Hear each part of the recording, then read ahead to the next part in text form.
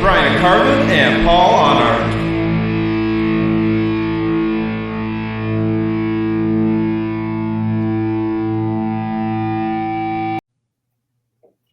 And welcome to Road Less Travel. This is Paul Ahnert, Bryan Carman, and our very, very special guest tonight, Luke Easter.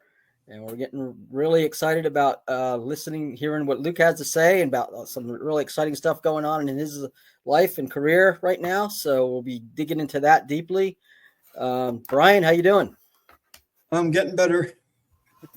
Yeah, last week was the flu show, so this week is the Getting Better show. The Getting Better show. Did you want to share some music today, Bryan? Right after I share this link. Okay. It is shared. All right. So what do you got for music today? Well, like usual, we do 3. And I'll start off with, this is a remake. Well, I got to silence this thing. I can hear an echo. There we go. Back to the Rock, Petra. Nice. It's got some good classic tunes on it. And it's got Greg X. Voles singing on it. Okay. So I like that. And then I don't know if there's a lot of Flyleaf fans out there. And I don't remember how to say this, but it's Pentatonic Monotona. Tonia, whatever. But it's Lacey Stern's second album. I just love her vocals. She's so passionate. She has a great voice.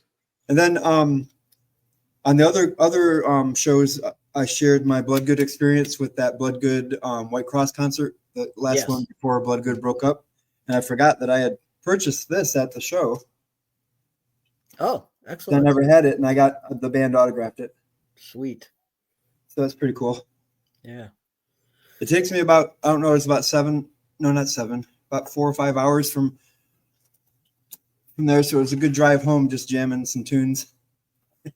Yeah, it's a good 6-hour drive for me. So, okay. Yeah. And so today I've got a band called Exodus.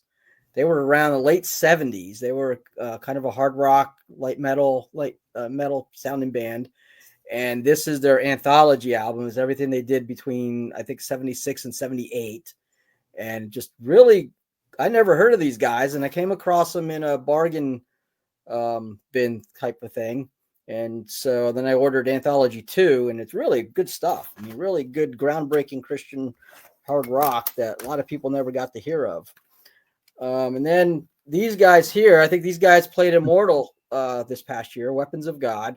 Some good friends of mine love their sound, great message, great music, and just great people. So who's their record label? Their record label is Rocks. That's what I thought. By the way, yes. I knew they were with us on that label. Yeah, they're with you guys on Rocks. Cool. And they're part of Darth Plummer Productions. So that's a really good album. And I'm ashamed to say that I've just finally got a copy of Calamity Kills this week. And I've probably listened to it 5 or 6 times through in a matter of 3 days. And I can't get enough of it. Just really, really good stuff. Yeah, it really is. So Jamie Rowe from Guardian, his new project, or not so new project, new for me, but really, really good stuff. So what kind of music would you categorize that? Because I've only heard like 1 or 2.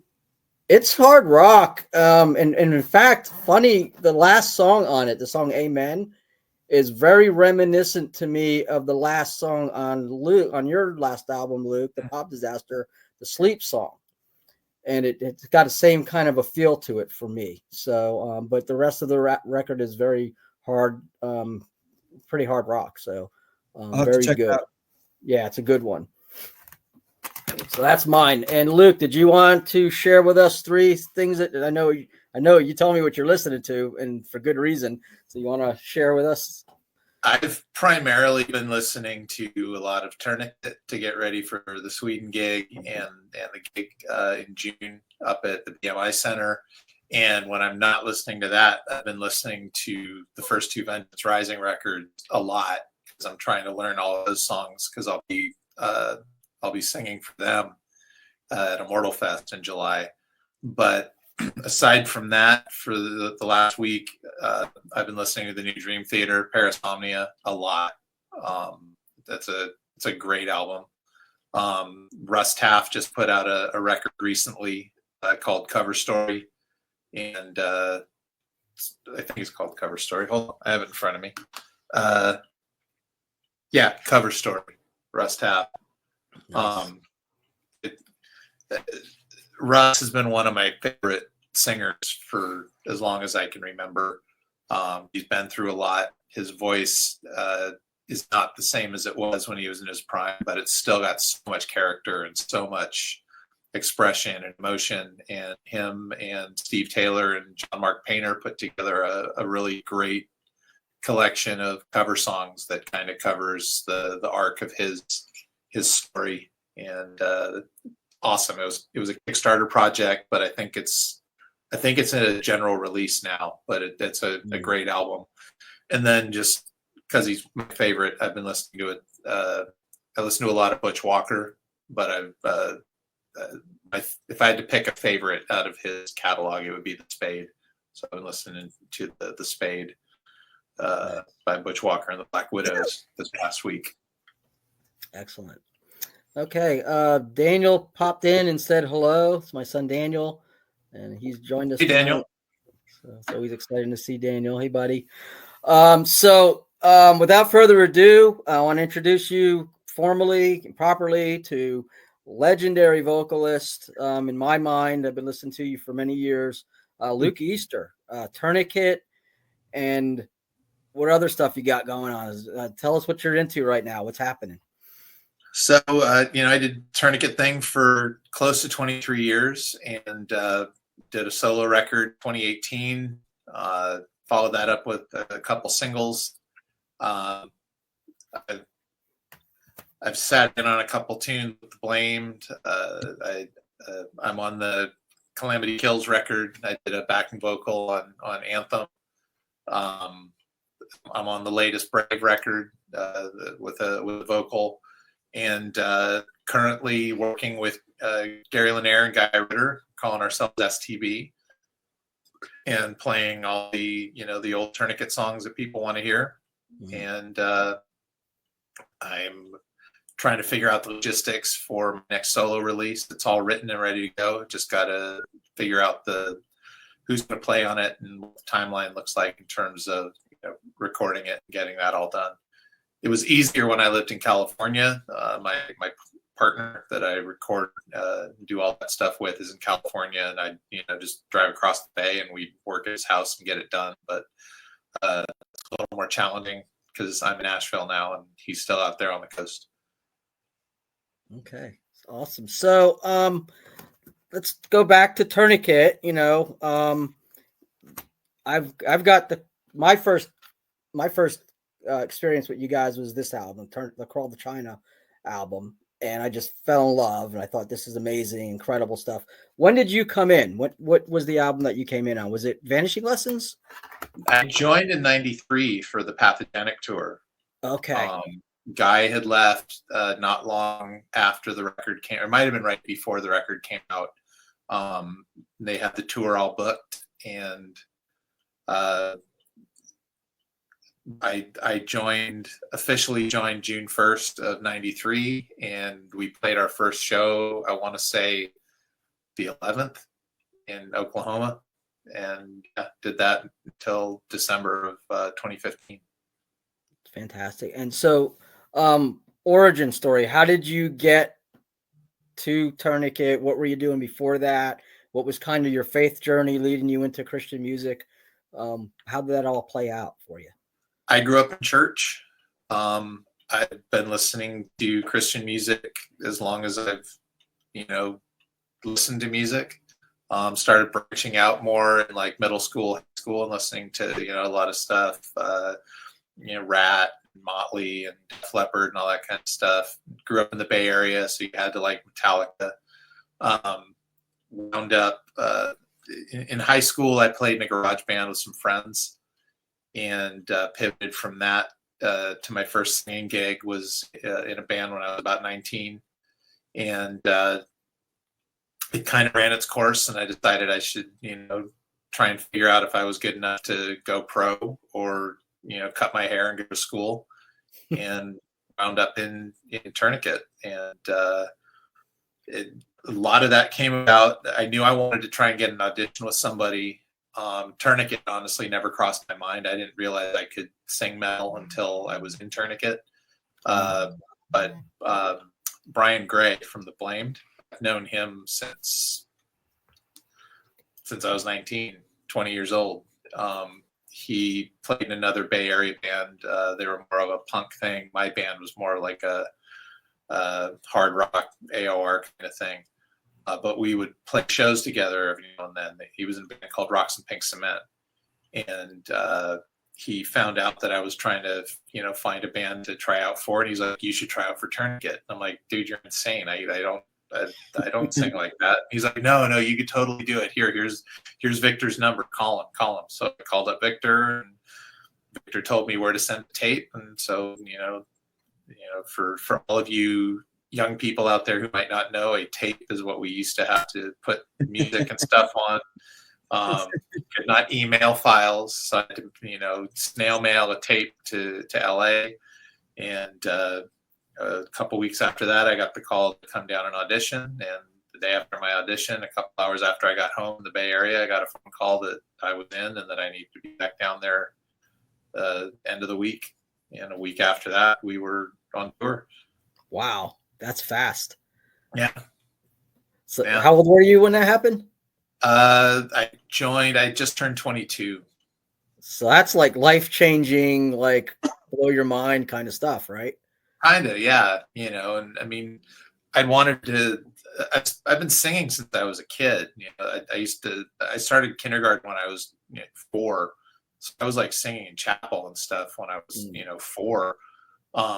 But it wasn't really until, later, like late high school years that I was like, I think I might want to do this band thing and sing in a band. Before that, I was just like a really horrible bass player. But you work at it and you hope that you have a shot. But it was a little surreal because I know other people that worked a lot harder and that arguably were a lot better singers than me that never made it out of local bands. And then I sang in one band and then went to making records and touring and stuff. So it was cool. It's a little overwhelming at times, wrapping your head around it, but yeah, it was good. Awesome. You just never know what God's going to do to an obedient heart, True. And that's the goal, is to, be in that headspace, in that place, that when the opportunity comes that you're ready for it. Exactly. So yeah, so that's all. And so 23 years, you said that you were. Yep. Just short of 23 years. So that's an amazing career. And how many albums did you guys do? You put me on the spot. I'm sorry, I should have just counted because I have them all. Vanishing Lessons, Call to China, Acoustic Archives, Call to China, Microscopic, Moth, Antiseptic. So 7 records, and plus collected works, and Carry the Wounded, and love that song. Projects, and yeah, a lot of stuff. So that's an incredible career there. And then you came out with this unaptly named, because this was anything but a disaster. I mean, the pop disaster. This was super anticipated. I was really excited about it when I heard that this was coming out, and I got it, and it was I guess you want to say it's pop, but to me it was more of a rock album, a more AOR kind of a thing. So you want to talk about the genesis of that and where that came in, how that came through? I'd never written a lot by myself. I'm not a good instrumentalist. I don't play guitar well. I don't play bass well. I can't play keyboards at all. And so I had always written with people.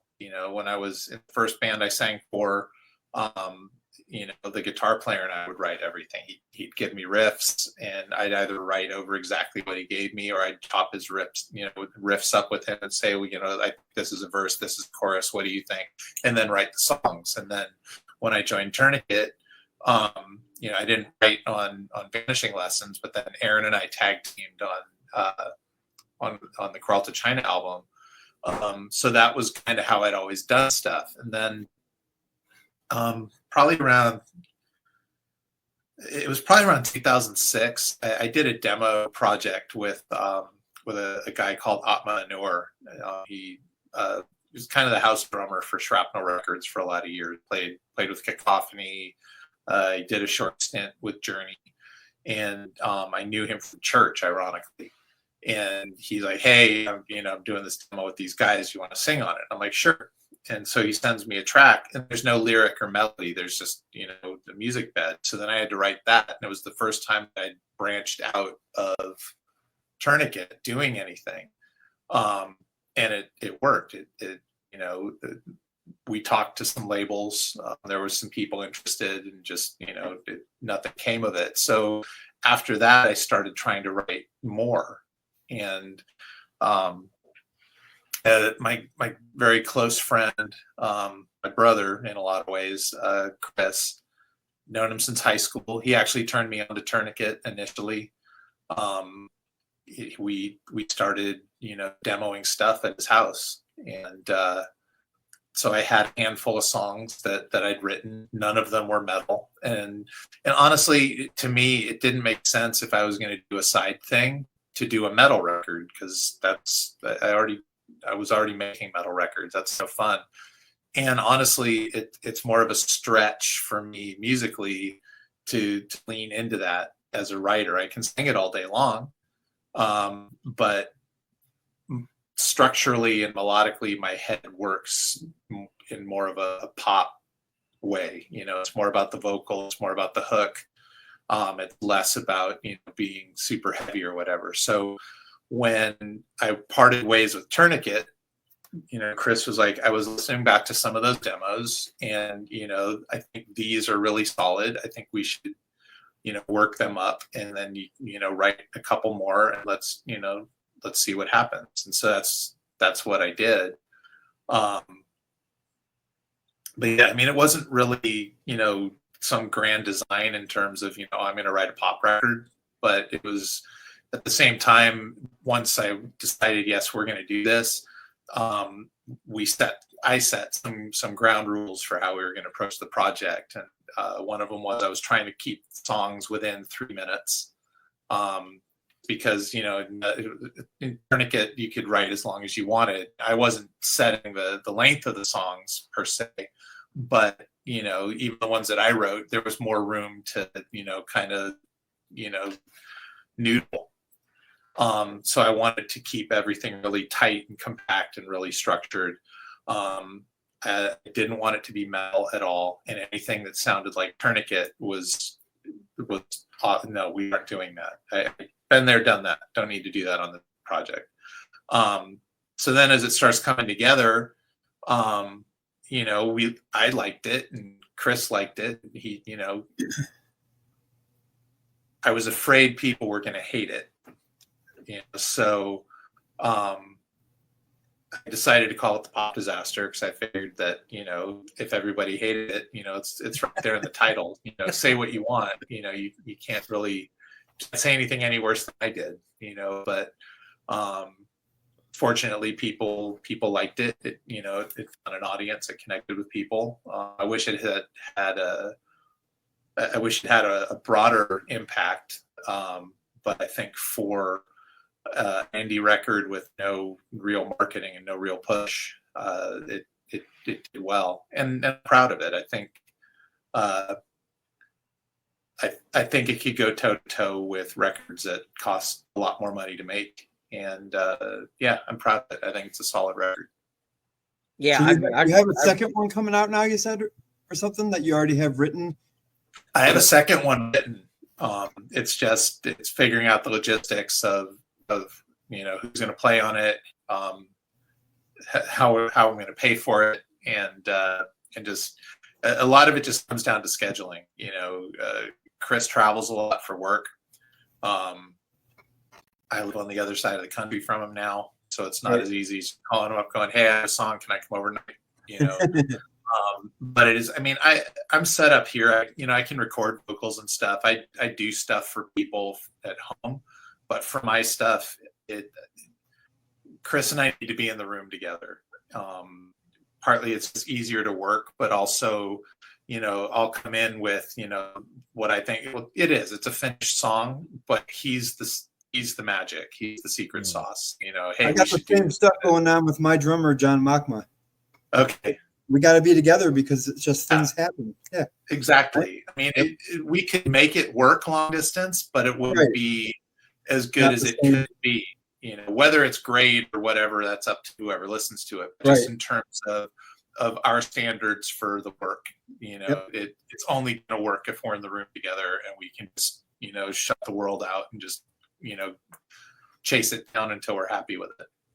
Luke, it is important that the so-called fans enjoy it, but for me as an artist, like I'm hearing you say a lot, you got to make sure you keep it true to who you are and whoever's working with you, and you got to do it for the Lord, and He'll take care of all the rest of that stuff.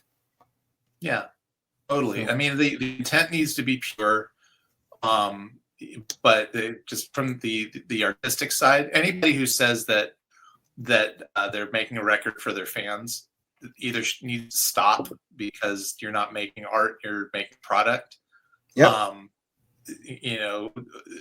Or again, that's probably a little harsh. The approach is different. I mean, if you're doing straight pop and it's just all about coming up with a hook over somebody's loop, okay, that's one thing. And not like trying to elevate my stuff. I'm creating art. I don't mean it that way, but you are. But at the end of the day, it needs to be creatively satisfying. If you're not happy with what you've done, there's no point in putting it out. Exactly. The audience, the listener needs to be a consideration, but can't be the consideration. Right. Now, if you go too far one way or the other and make something that's just completely unlistenable, you can be proud of that. You can stand by that and go, no, that's what I wanted to do. And yes, it failed spectacularly, but it's what I wanted to do. But in my mind, it's finding that balance of, this is what I want to do. This is what I'm trying to say. This is where my head is at sonically right now. And so that's what I want to chase down. But I also need to keep in mind that I've got this body of work that I'm known for. Yep. I was just going to mention that. Up to, and I need to make sure that that there's enough fan service in what I'm doing that even if it's different than what I've done, they're going to come along with me. Yep. I'm more than just I may only be a metal singer. I don't know, but musically there's so much more that I listen to and like and want to try to do that isn't metal, and it wouldn't be fun to just do metal songs all the time. Metal's cool. Metal is fun. It's in a lot of ways. I filled in with Reign of Glory for Immortal Fest a couple years back, and it was fun. But as nice as it was to be back on stage after a couple years, all the things that I would do in a metal show don't work playing that kind of music. So in a lot of ways, it was like learning how to perform all over again in real time, because all of the gimmicks that I would do in a Tourniquet show aren't going to work in a Reign of Glory show. So it's different flavors. It's different we've colors. got some comments that I wanted to get to, but Sure. You brought up Reign of Glory, so I want to touch on that first real quick because I was at that show. And when that album first came out and it was the return of Kyle Basari, it was like this buzz going through the music community, the fan community. And then it came out and it was different. It wasn't what we were expecting. Kyle said he had to relearn how to sing and everything to do the album. and then he dropped out just before Immortal Fest, and you stepped in, and I was super excited to see you on stage. But then as I'm listening to you vocalize these songs, I'm thinking, I kind of like this better than the recordings. Thank you. And and then what you said the first time you guys practiced it was at sound check? Yeah, we didn't have a rehearsal. That was unbelievable.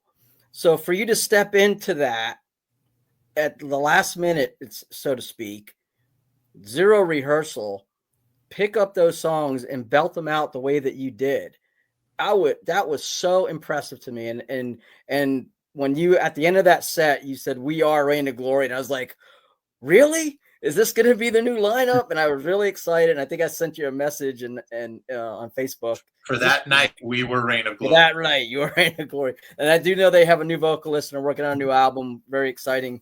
Looking forward to that. But that, I just wanted to say before I go to the comments, that whole performance blew me away. And I was man, I like this better than the way it was recorded. So yeah, I mean, that was just phenomenal for me.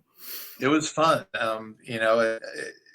When an OG like Roger Dale Martin pings you out of the blue. I mean, I don't even know how he got my number, but he's like, "Hey, we have this show. We're not sure if Robin's going to be able to make it. Could you fill in?" I'm like, yeah, okay. It's flattering, but it's also it's intimidating because I mean it was him and Jim Chaffin, and Nick is really good too. I wasn't familiar with his work before that, but definitely knew who Roger and Jim were. So it's not something you take lightly. But I did it like I do everything else musically. Try to give it 101% and honor the songs and be respectful of what Robin had created for the album and make it work. So thank you for the kind words. That's nice to hear. Yeah, I was super excited that night, and it was really amazing. Daniel wants to know what your favorite, I guess, Tourniquet album was to work on or to perform. To perform, probably my favorite songs to perform. We weren't doing it at all for a while by the end of my time in the band, but I always liked doing Phantom Limb. It was fun to play. White Knuckling the Rosary was always a lot of fun. Tomb of Gilgamesh was always went down well live. In terms of albums, I would say production-wise, Antiseptic. Other than that, I can't really say I have a favorite. I mean, they all have their high points and low points, and they all have good, good and bad memories attached to them. It's,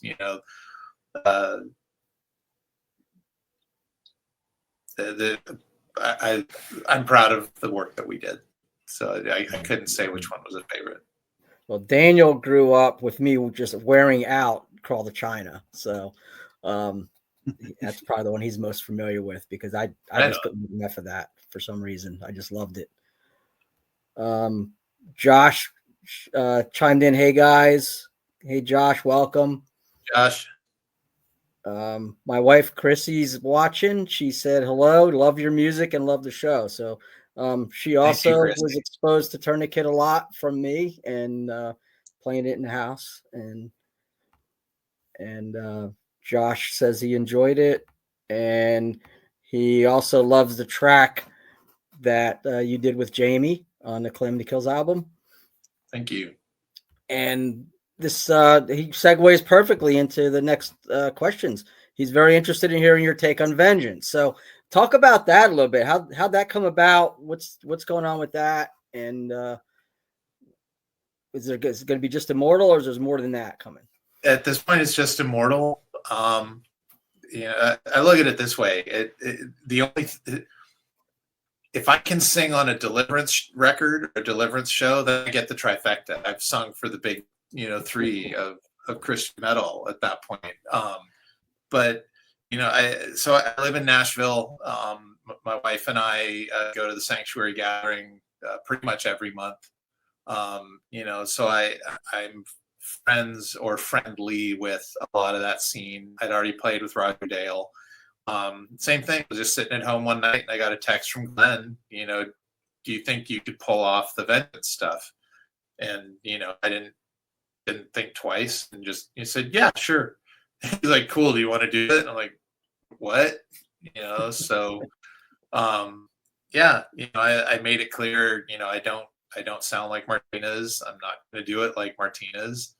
But if you guys are cool with that, I'm willing to give it a shot. I still have no idea how it's going to sound. I mean, I've been focusing more on the Tourniquet set because that's coming up in a month. But I'm listening to the first two Vengeance records and trying to wrap my head around how to do it. Again, it'll be different, but it'll be fun. I think it's going to work. And again, it's cool playing with people that that I respect and admire, and that to varying degrees I'm friends with. So there's a comfort in that, in terms of just it's not like showing up for a new job and worrying that you're going to screw it up and get fired on the spot. It's more of like, we're doing this together because we're friends and it'll be fun and we'll see what happens from there. But yeah, at this point, it's just a one-off, and I think it'll be fun. I think it'll be cool. What is your favorite place that you've ever played, like arena or show, whatever, like the building itself, for sound, lights, all that kind of stuff? Probably the best place, my favorite place ever that we played is in Eindhoven, Holland, and it's a big soccer pitch, an outdoor festival thing called Flavo, and they don't do it anymore now, but it was like tens of thousands of people and big European festival stage, and they were more of a pop fest. So when they would have us there, they only had us twice, and both times they seemed a little shell shocked because we'd get a decent pit going, and then half the crowd, all of that pit would disappear at the end of the show. The first time we played, they didn't have us back for a few years because they didn't know what to do with us. It was a very tightly produced show, so if you were given an hour, that meant that you technically only had 55 minutes, because then you said thank you, good night. They were pushing your backline off and bringing on the next act. And they put us on early on a Friday because they figured nobody'd come out to see this metal band. But they booked us because they kept getting all of these, people saying, bring in Tourniquet, bring in Tourniquet. So all of these people come from all over Europe who normally would not come to Flavo, and they come see us play, and, we play, and it's a, good response. And, we say, thank you, good night. They roll the back line off, and people are pounding on the stage and chanting Tourniquet, Tourniquet, Tourniquet, wow. Tourniquet. And they wouldn't stop. And so they go out to try and calm the crowd down, and it just got louder. And then the next band came out, and people started pulling up sod, throwing it at the band, and booing and chanting for Tourniquets. And then they came and asked if we would go out and say something and calm them down. And we're like, no, that's your job. We offered to play an extra song and you said no. So this is kind of on you. So, we're good. But it took it was a band called Johnny Q Public. And it took them like three songs for everybody to finally calm down. Their singer spoke at Metal Meltdown in the UK a year or two after that, and somebody that was there told me that when he got up and spoke, he said one of the biggest lessons he'd learned playing in a band in however many years he'd been doing it, was the biggest lesson he'd learned was, if you play a festival with Tourniquet, play first. So yeah, that was.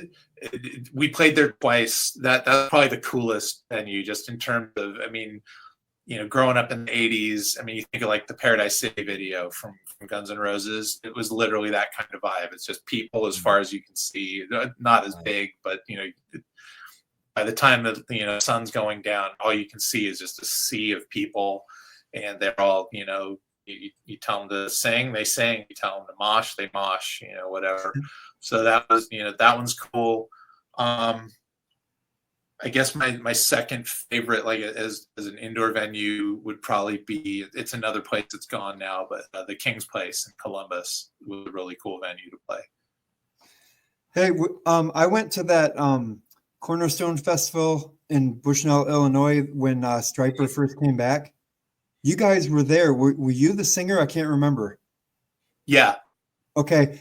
They were pushy like that, from what Ted told me. This is a funny little short story I want to share with you.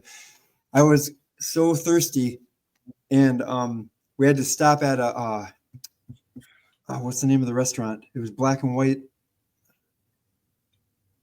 I can't remember. My grandma used to work at one, but maybe the name will come back because I'm not feeling too good. But went into the men's room. Nothing bad happened, but I looked over to the right, the stall next to me, and it was Ted Kirkpatrick. And I go, hey, you're Ted Kirkpatrick, are you? And he goes, yeah. I go, don't worry, I won't ask to shake your hand. That's but they push you guys off there too, because you guys only get like an hour, and they're like that. Ted said that they weren't as, so we only played main stages there once, but even the side stages, they weren't as hardcore. It was not unusual for things to be behind schedule at Cornerstone. Okay. But they tried as much as possible, especially the main stage, to turn it over quickly. I don't remember ever being pushed out at Cornerstone. We always tried to be very conscious of not overstaying, of only playing our time. Because it's just it's rude, Look, all it takes is one band to push everything back 5 minutes. And by the time you get to the end of, if it's a festival situation like Cornerstone, that 5 minutes that the opening band goes over ends up pushing everything else out 45 minutes by the end. So by the time and as a fan, you're looking at the schedule and you're like, you're looking at the schedule. You want to be there at the right time, at the right tent. Exactly. Yep. And you just want to be, you want to be conscious of other people. I mean, you've got the crew, you've got the other bands, they're there for the same thing you are. So, unless the house tells you to play, an extra 10 because somebody else cut into your time, you play until and if that means you cut a song or two, you cut a song or two, because your time is gone. You got the next one's coming up. You got to be respectful. So. So Josh wrote in, he said that the DVD of Flavo, he had to get a second copy because he wore out the first one. It was so good. Flavo was a fun show. Yes, I did. I heard that the singer from Johnny Q had passed away. It's very sad. He was a nice guy. We'd connected on social media. We'd communicate intermittently here and there. He was a really nice guy. Yeah, and I have their album, and it's a pretty solid album. It gets in my rotation from time to time, and it's a good stuff. They were a good band. I mean, I remember. That run through Europe was really, really tiring. So I didn't stay for the full set, but I stayed for part of it. And they were a good band. They were a really good band. Yeah. So on the road, you're obviously a band, you're out there entertaining, but you're a ministry as well. So can you talk a little bit about that aspect of life in Tourniquet or in other, venues and places and times where you connected with people? Talk about the ministry aspect of playing and being out there. We were never an altar call band. It's just, it wasn't, and even still, like with STB, if we play somewhere and they say we need you to do an altar call, I'm going to be polite but firm and say that's not what I do. Right. I sing in a metal band. I'm not a preacher, But what we've always done is tried to be very clear, whether it was on stage or at the merch table or backstage or wherever, why we're there and who we represent and what our message is. But also we've always tried to be available, whether it's talking one-on-one at the merch table or, talking to crew backstage or just in general, just being around, even as, the internet and social media and whatever became more prevalent, to just be available. We don't have all the answers. I can't really do anything to make your life any better, but I know who can, and I can point you in that direction. But I mean, putting any more weight on it than that wouldn't be honest. The ministry aspect has always been important, but at the end of the day, I've always tried to be realistic and honest about the fact that I would be in a band, whether it was a Christian band or not, just because that's what I do. It's arguably it's one of the few things that I'm halfway decent at. But being able to be in a band where I can combine my faith and whatever I'm trying to do creatively and make it say something more important than, just some silly love songs or something.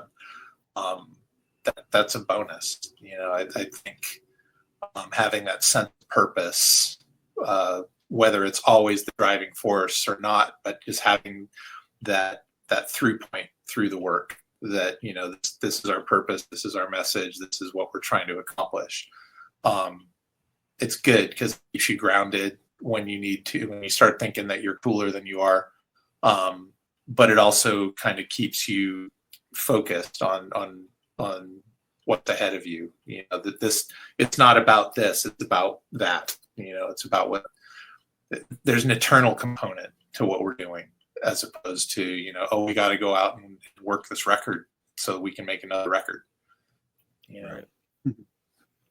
Yeah. So, I preach pretty regularly and I resonate with the idea that you're not an altar call band, because I'm not an altar call preacher. I mean, it's a rare time if I'm preaching and I do an altar call. I mean, if it's an outreach event or something like that, yeah. But for me, the connection comes, and I think that's probably more for you, is, I do the message, it goes out there, I put it out on YouTube or whatever, and then the comments come or the messages come in from people. Thank you for that. Can you answer this question? So, I get what you're saying, that the ministry takes place kind of behind the scenes after the fact. And I can be quite honest with you. The music of Tourniquet has ministered to me. I came out of listening to secular music and playing in a garage band in Florida and things like that. And then when I came to the Lord and realized that there's this whole world of Christian lyrics in really good music, Tourniquet was one of the bands that really resonated for me, and in the lyrical content especially spoke to my heart about a lot of stuff as a young believer. And so, maybe you're not doing altar calls and seeing people come down and breaking down before the stage, but as a minister in what you're doing, you're impacting people's lives in ways you may never know this side of heaven. So it's like we put a lot of, some more than others, but there's a lot of thought put into, the lyric content and stuff. Because again, you get one shot to do something, and, so you better make it count, but whether it was, a straight on, biblical, story song, or whether it was an issues based song, we always tried to be thoughtful in terms of making sure that it aligned with what we were saying our values were, and what our, the core ethos needed to be our faith, and being scripturally sound, and making sure that what we were saying mattered. And so that, going back to the ministry aspect of it, took a lot of the weight off in terms of having to get up there and preach and whatever between songs, because all you really had to do was intro the song, and the message is there in the song, so ministry, it was definitely a big component, but like I said, it wasn't the primary factor driving us, but it was one of the main things that drove it.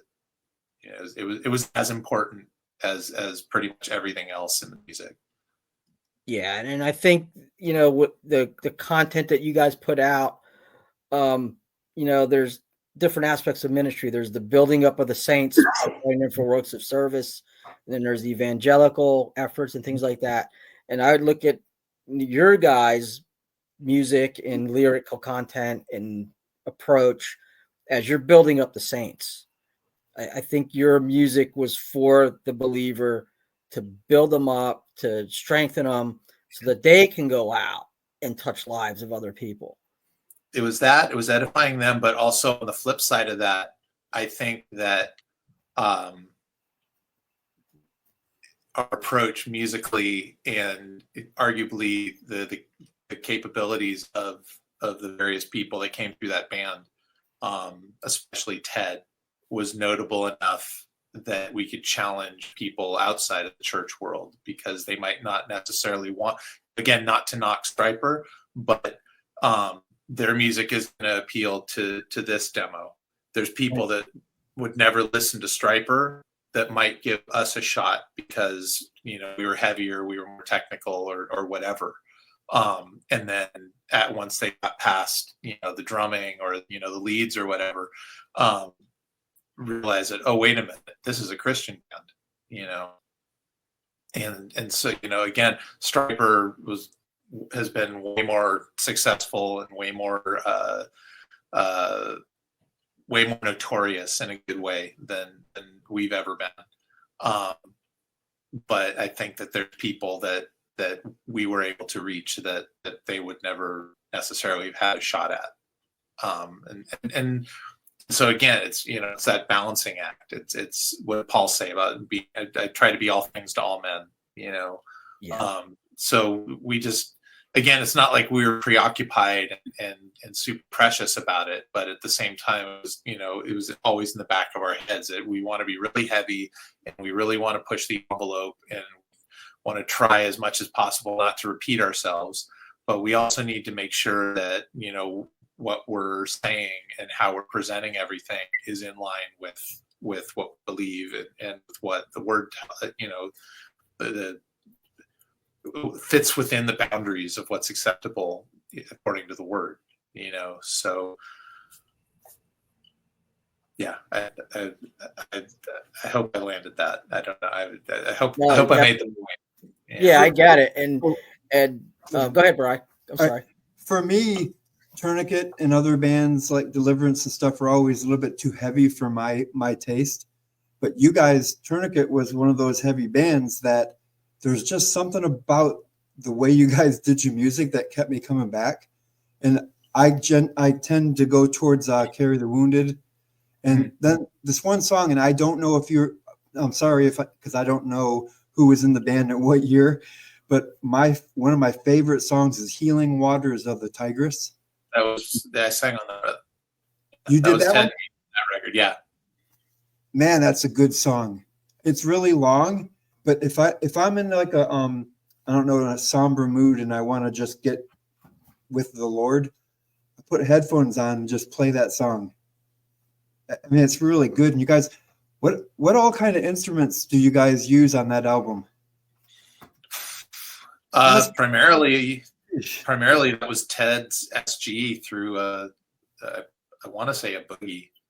That record, the band at that point was down to just Ted and me. So it was Ted and me, and then Marty Friedman played the bulk of the leads, and then Bruce Franklin from Trouble played leads on a couple other songs. But that album, I mean, guitar, bass, drums, vocals. I think there was a bouzouki on there. Trying was there cello on that record? I know there was cello on Microscopic and Antiseptic.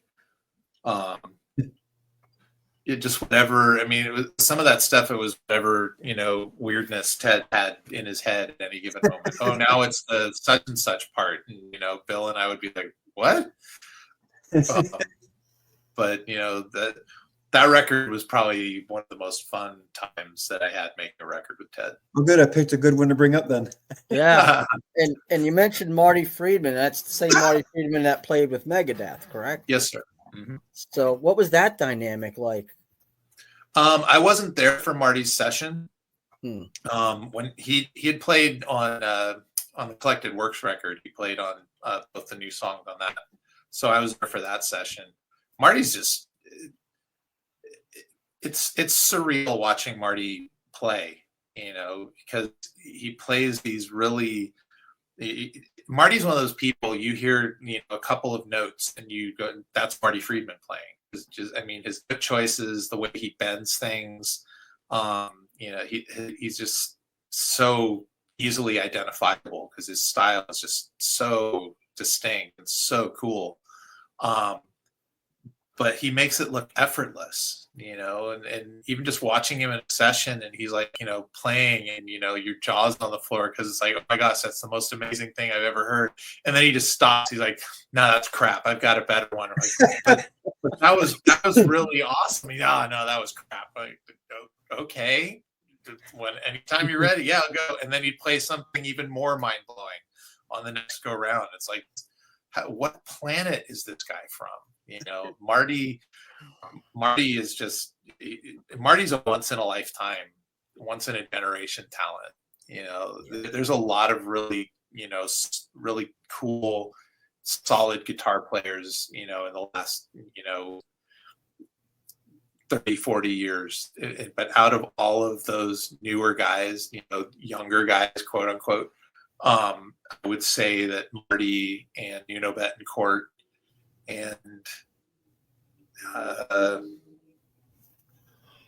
probably Paul Gilbert are the cream of the crop. Richie Kotzen's really good too, but those three specifically, because they've figured out how to, going back to something we were talking about earlier, how to do something that's creatively satisfying and scratches that itch as a composer, writer, whatever, but also manage to tap into what their audience and what the greater, listening world wants to hear or will listen to.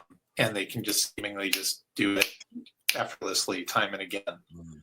So yeah, Marty's ridiculous. Love that guy. Yeah, he's phenomenal. Is he living in Europe or was for a period of time? He lives in Japan. He's lived in Japan. I want to say like 25 years, 30 years. Okay. Yeah. Yeah. Just phenomenal talent. Absolutely. So,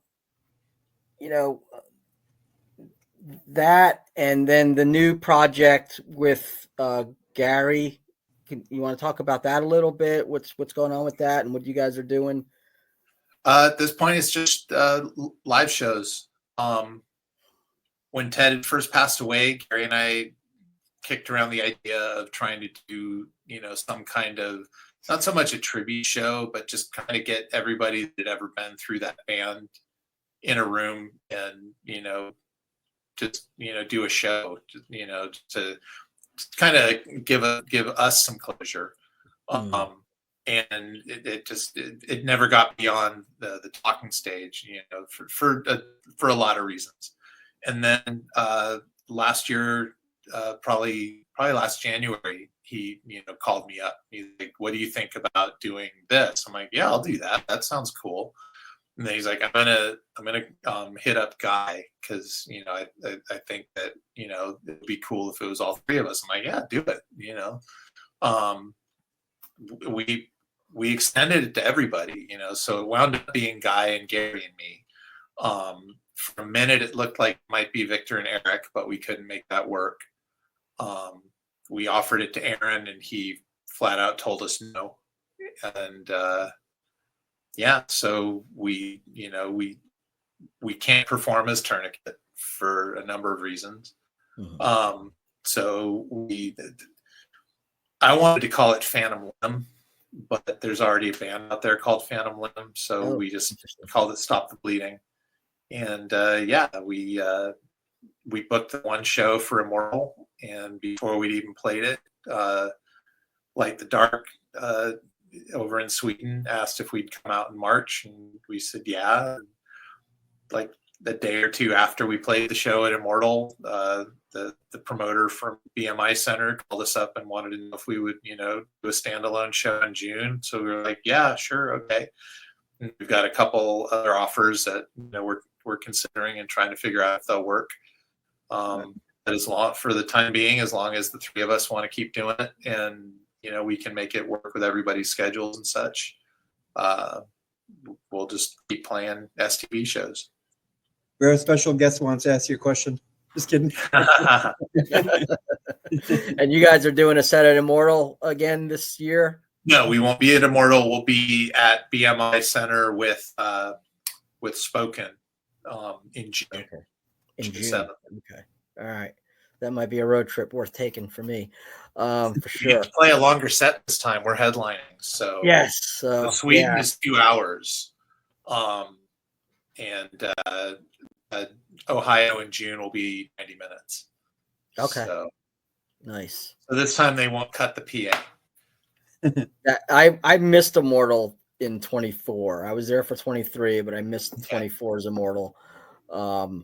They were just scheduling for me. I couldn't make it up. But this year, I feel like it's a necessity now because of the show we're doing, and we're interviewing a lot of Immortal guys, and it just feels like it's a necessity for me to be there this year. So I'm gonna do everything I can to make at least one of them, if not both. But it's the dynamic there. And did you feel it when there's a dynamic at that festival of brotherhood and sisterhood, and that I haven't experienced other places like I felt it there. It's almost got like a family reunion kind of vibe. Yeah. It's a lot of bands that used to play Cornerstone. It's a lot of people that used to come to Cornerstone, or people and their kids who they would have taken to Cornerstone if that was still a thing. Mm-hmm.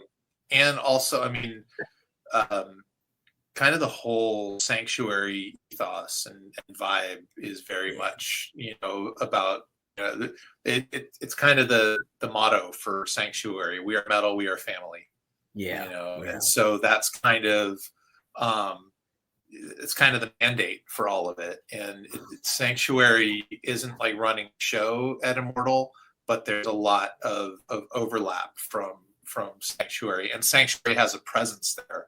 Yes. And so a lot of that carries over as well. But yeah, it's cool.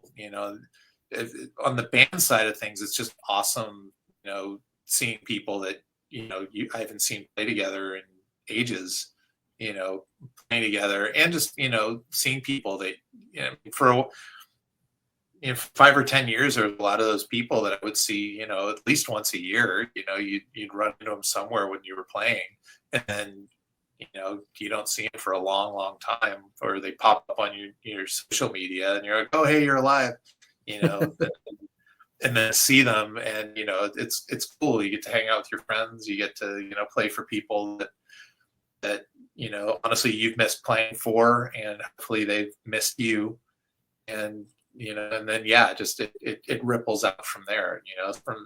It's really cool for all of us that are on stage, and then that just ripples out to everybody in the house. So it's I would say it's a family reunion kind of vibe.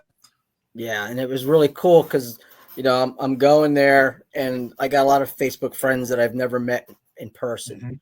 and it's like, oh hey, and it's like everybody's there, and you're getting to meet people for the first time that you've been friends with, for a long time, and it's just the dynamic was just so incredible. And then you leave and come back to real world, and it's like, oh man, I wish I imagine living like that. That's what heaven's going to be like. Yeah. When we get to heaven, it's going to be like that, like every day. So, I felt so bad after last year's Immortal. I met a guy called Ryan Roebuck, and it did not click that Ryan is the guy from Motivic.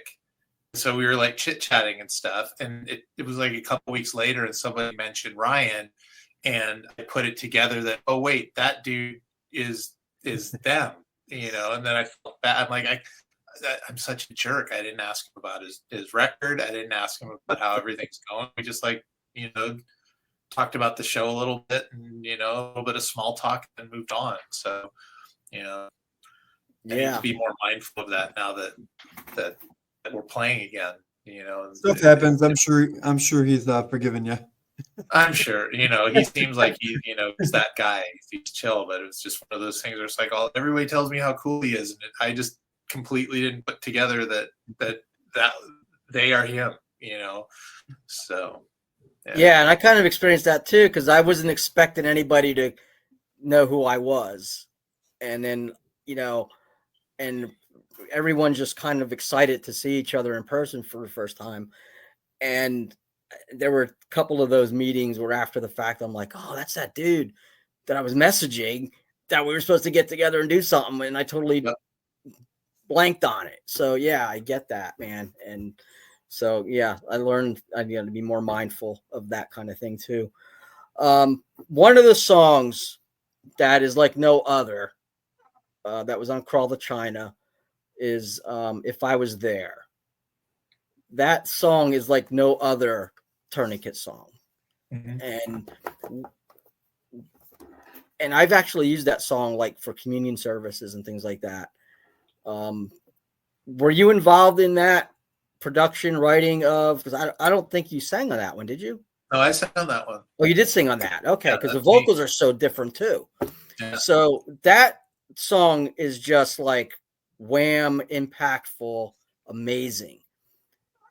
And I don't think you guys ever did anything like it before or after. So no. What went into that, and how'd that make it on? And thank God it did. But how did that make it onto this album that is completely different from anything else? Ted wrote it, and that was one of the songs that he decided was going to be on that album when we were making that record. Okay.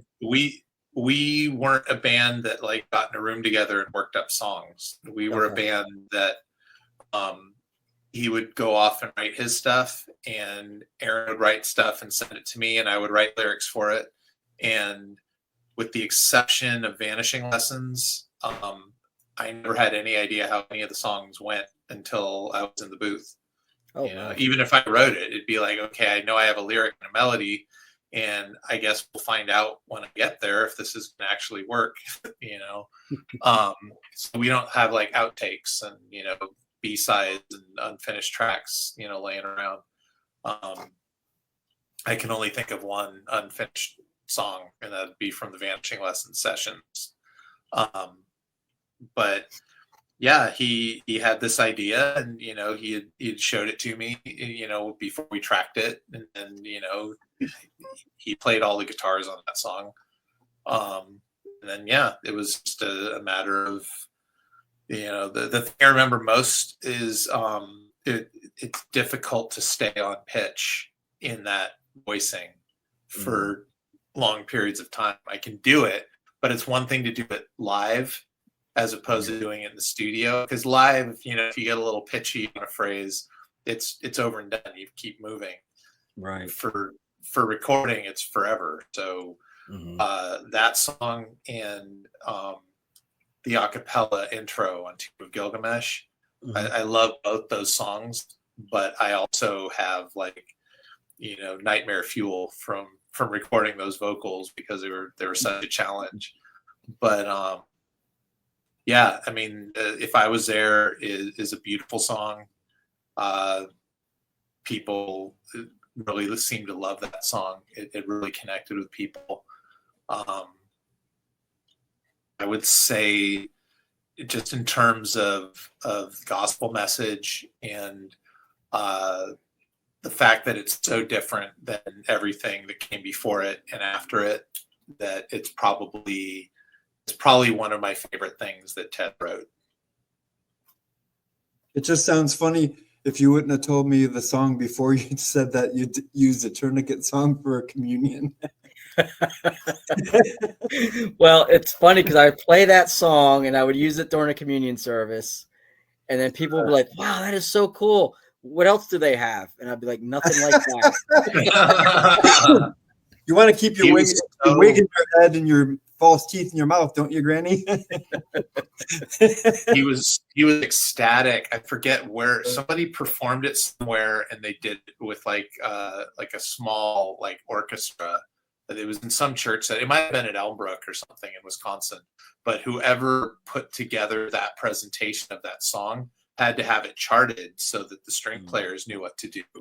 And so they sent Ted a copy of the sheet music, and he was ecstatic. I mean, we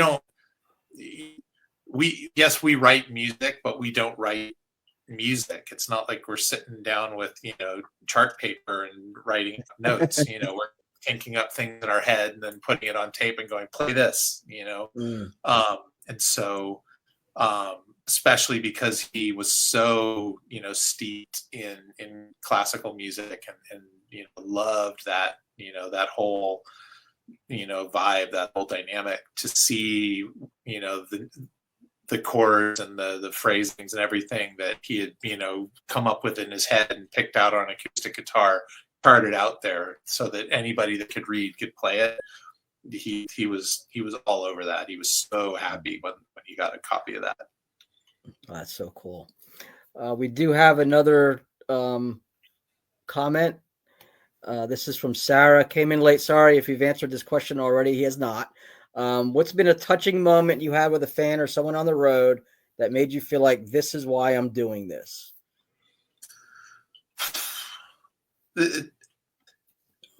I think it's probably not the answer that you're looking for, Sarah, but I think it's some of the relationships that I built with people over the years. There's people that I've met that, you meet a lot of people when you're playing shows and when you're touring. And for the bulk of them, they just become, and I don't mean this in a dismissive, oh, they don't matter kind of way, but 99% of them are just a blur of all the people that you've met over, the whatever period of time. But every once in a while, somebody, for whatever reason, they stand out and they make more of an impact. And sometimes it's because you were able to encourage them or bless them in some way when they were in a hard time. And other times it's people that figure out that you're in a bad way and you're broken in some way or beaten down in some way, and they encourage you. And some of those people wind up becoming really good friends. And there's a handful of those that I've collected over the years, who one of them, I met him in 95, and I would see him, semi-regularly over the years for a couple of years, and then just nothing because we weren't really working. And we've stayed connected over social media.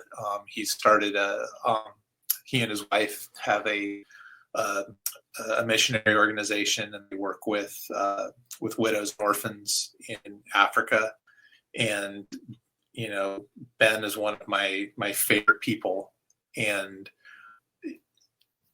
being able to tell people about him and Melody and the work that they do, and having been able to put him in touch with other people over the years, and another really good friend of mine, Roger Smith, being able to connect people like that and watching their friendships develop, but watching that grow into more support to take the gospel and into the lives of people. It's really easy in the States to be like, oh yeah, the gospel, whatever, yeah, sure. Because there's, depending on where we are in the country, there's a church on every corner. But then there's other parts of the world where they don't necessarily have all of the advantages that we do, and they don't have the distractions that we do. And so when somebody's able to to be Jesus in terms of showing them love and grace and care, and give them hope and help put them on a path to where, they're secure and safe and somewhat self-sufficient in their world.